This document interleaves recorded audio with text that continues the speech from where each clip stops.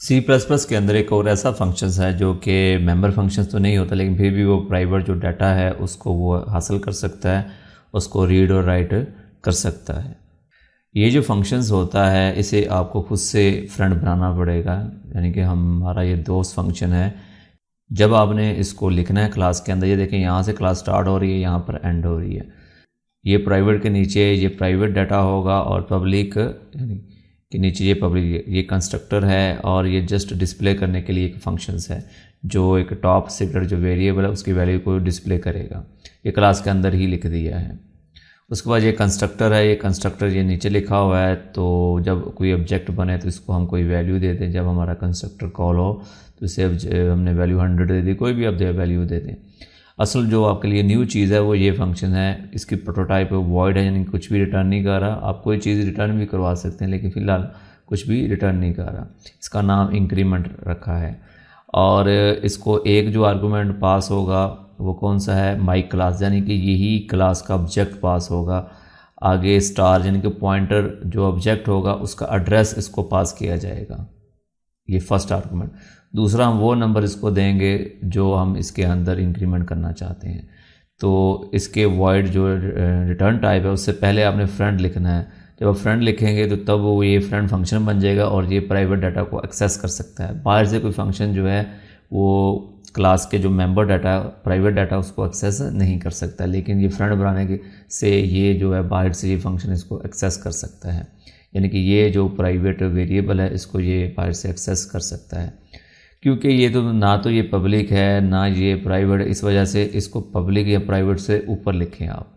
इनको इनके अंदर लिखने में भी कोई हर्ज नहीं। बेस्ट जो स्टाइल है वो ये है कि आप प्राइवेट और पब्लिक से ऊपर लिखें इसे, ताकि ये, क्योंकि ना तो ये प्राइवेट है ना ही ये पब्लिक है, ये बाहर से अलग से एक फंक्शन है जिसको आपने फ्रेंड बनाया हुआ है जो आपके राज जान सकता है, यानी कि जो आपका प्राइवेट डाटा है उसको रीड और राइट कर सकता है।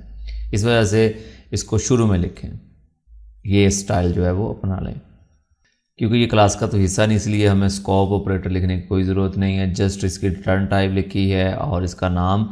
उसके बाद आपने सिंपल इसको एक्सेस करने के लिए एरो ऑपरेटर इस्तेमाल करेंगे। ये ऑब्जेक्ट है, इसके अंदर एड्रेस है, ये पॉइंटर है, इसके अंदर जो ऑब्जेक्ट पास होगा उसका एड्रेस है।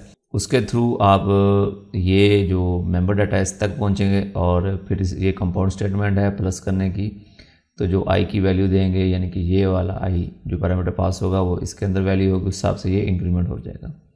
अब आते हैं मेन में।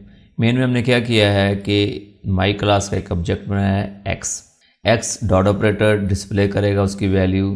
तो ऑब्जेक्ट बन गया तो वो जो हमने 100 दी है ये वाली वैल्यू होगी, क्योंकि उस वक्त तो हमने इस फंक्शन को जो फ्रेंड फंक्शन इसको कॉल नहीं किया। अब ये फ्रेंड फंक्शन को कॉल कर रहे हैं, इसको ये एड्रेस ऑपरेटर है और ये ऑब्जेक्ट है ये वाला ऑब्जेक्ट। ये ऑब्जेक्ट हम पास कर रहे हैं इस फंक्शंस को और साथ वैल्यू दे रहे हैं जिससे इंक्रीमेंट करना है। ये आई को ये 10 वैल्यू मिल जाएगी, तो इस स्टेटमेंट में ये इंक्रीमेंट हो जाएगा।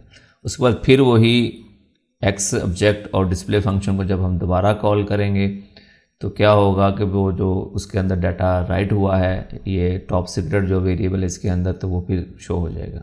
और ये मेन के आगे जो वाइड है इसको मैं ख़त्म कर देता हूँ। समटाइम एरर आता है तो इसे मैं ख़त्म कर देता हूँ।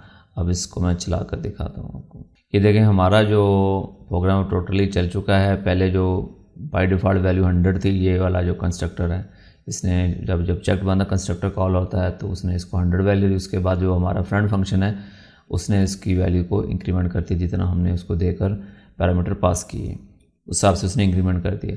इस लेक्चर के अंदर जो चीज़ आपको सिखानी थी वो ये थी कि फ्रेंड फंक्शन क्या होता है। फ्रेंड फंक्शन ऐसा फंक्शन होता है जो कि जैसे पब्लिक फंक्शन जो इसके होते हैं क्लास के, वो डाटा को रीड और राइट कर सकते हैं। इसी तरह आप किसी फंक्शन को फ्रेंड फंक्शन बनाकर डाटा को रीड और राइट करवा सकते हैं, लेकिन उसे आपको फिर ऑब्जेक्ट भेजना पड़ेगा। बस ये चीज़ आपने हमेशा ज़हन में रखनी है। आगे चलकर इसे हम फिर कभी किसी लेक्चर में इस्तेमाल करेंगे फ्रेंड फंक्शन को। तो हम क्लास को ऑब्जेक्ट पास करते हैं, जिस तरह हम पहले variable as a parameter pass करते रहे, इस तरह ऑब्जेक्ट जो क्लास का होता है वो भी किसी फंक्शन को पास कर सकते हैं। ये भी आपने ज़हन में रखना है।